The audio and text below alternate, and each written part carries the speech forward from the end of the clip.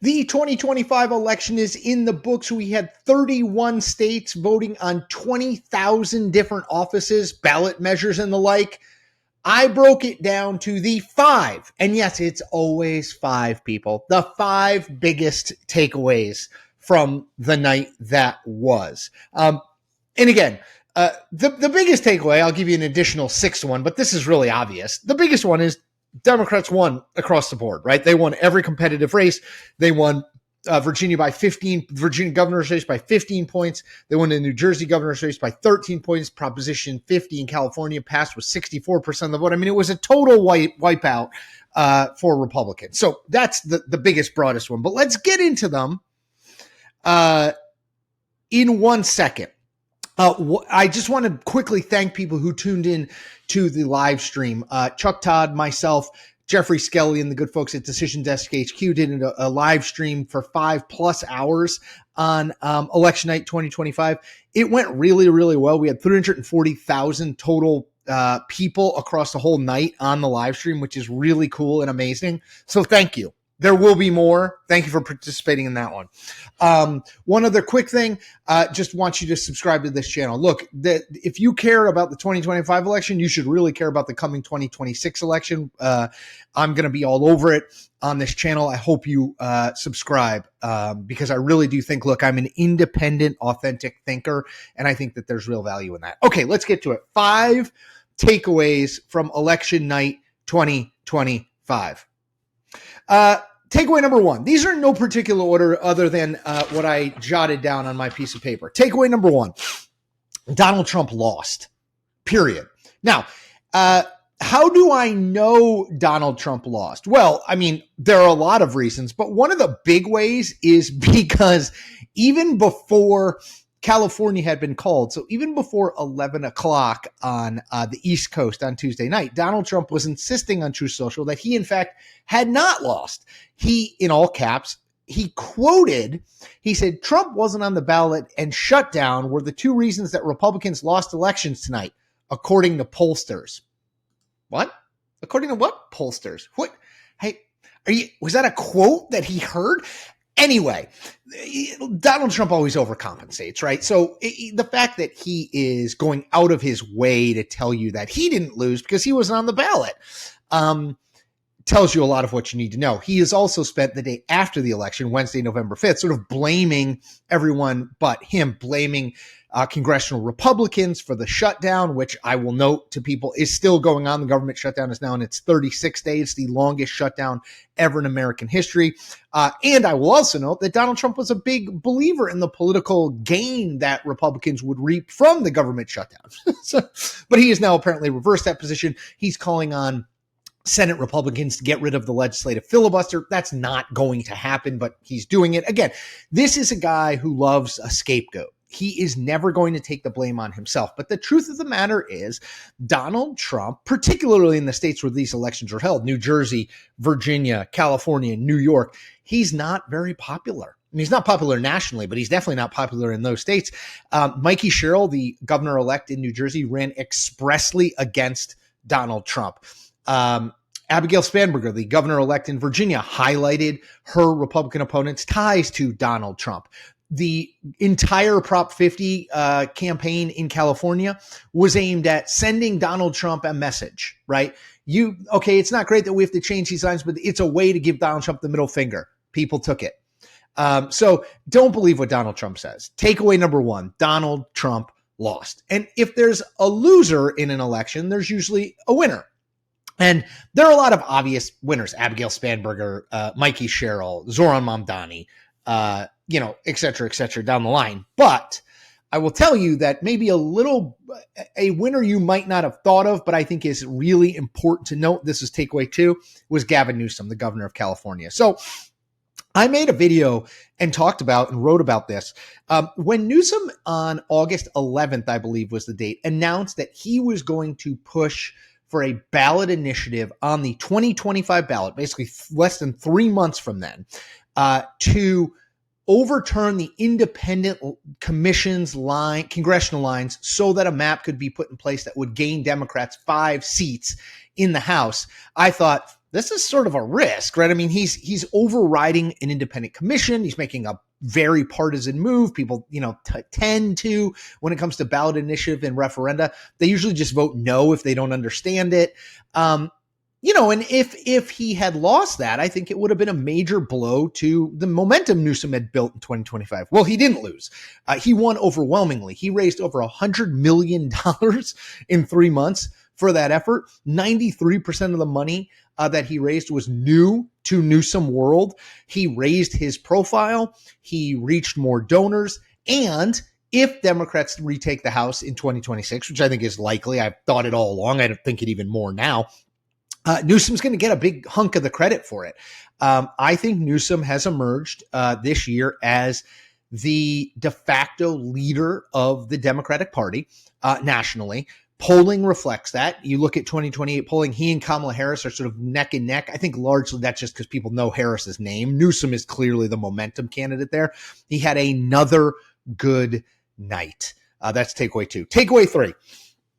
Latinos, Hispanic voters, are a swing vote now, not a Democratic base vote, not a Republican base vote. So if you remember in 2024, one of the big stories, and rightly so, was the fact that Donald Trump way overperformed past Republican presidential nominees with Hispanic voters. He lost them to Kamala Harris 51% to 46%. He won Hispanic men 54-44.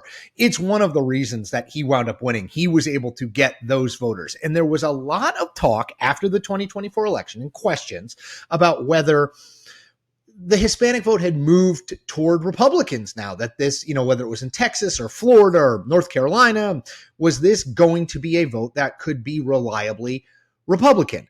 Answer, at least in 2025, absolutely not. Abigail Spanberger won Hispanic voters by 35 points. Mikey Sherrill in New Jersey won Hispanic voters by 37 points. Just absolutely reversing the gains that Trump had made among Latinos in both states. Now, these are 2 states that clearly lean Democratic, Virginia and New Jersey. And it was obviously a very good night for Democrats in terms of the national wins.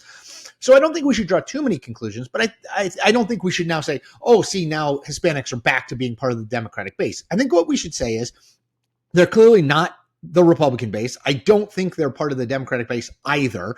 I think they're a new swing vote coalition and a really critical swing vote coalition because they are the fastest growing minority group in the country. That's takeaway 3. Takeaway 4, 2025 does not equal 2028. So I think if you are a Democrat, you wake up on Wednesday, November 5th feeling good. You swept every race, and not only that, you won overwhelmingly in many of these places. I mean, to win a Virginia governor's race by 15 points is stunning. To win a New Jersey governor's race by 12 points is pretty stunning. But I think that a lot of times parties learn the wrong lessons from elections. So what we know is that a lower turnout election, so that's certainly 2025 and 2026, lower turnout elections now favor Democrats. Their voters are more likely to turn out in each election than the Republican Trump-based voter, which is clearly a more casual voter. I think 2026 is shaping up to be a really good election for Democrats. Again, I thought that before Tuesday night. I think it even more after Tuesday night. And the reasons are pretty obvious, right? Midterm elections tend to be a referendum on the party in power. Donald Trump is not popular. The Democratic base is clearly very fired up to send a message to him. So a lot of the governing dynamics in 2025 seem likely to be governing dynamics in 2026. What I would worry about if I was a Democrat, however, is something that really was crystallized in a tweet I read from Hakeem Jeffries, the House Minority Leader. So at 9:01 p.m. on election night, the minute after polls closed in New York, Hakeem Jeffries said this: Democrats are smoking Donald Trump and Republican extremists throughout the country. Enough with the premature obituaries. The Democratic Party is back. Now, I'm not 100% sure that's right. Yes, the Democratic Party won. Largely, I think, because people did not want what Donald Trump was selling and what Republicans were selling. They wanted to send him a message, which I think will work again from a message perspective in 2026. The issue is that in 2028, it will be much more of a choice election. It won't just be you don't want Donald Trump anymore because Donald Trump, we think, won't be on the ballot, right? It will be, okay, well, what are Democrats offering? Remember, the Democratic brand in polling is still not good. It is at or close to the lowest it has ever been. So I do not assume that 2025 or 2026 was some massive vote in favor of what Democrats want. I think most people don't know what Democrats believe in. I think they just didn't want Trump, and it's a binary choice, and so they went with Democrats. I think it'll happen in 2026 too. I just think there's danger there for Democrats to learn the wrong lesson. Okay, last takeaway 5. What we have seen is something pretty remarkable in the Republican Party, which is Donald Trump is a lame duck president. He was the second he got elected because he can't serve another term. And yet, his control over the Republican Party, particularly Republican elected officials, is more absolute now than at any time in the past. I am interested to see if you are a Republican in a swing district or a swing state and you look at what happened on Tuesday night.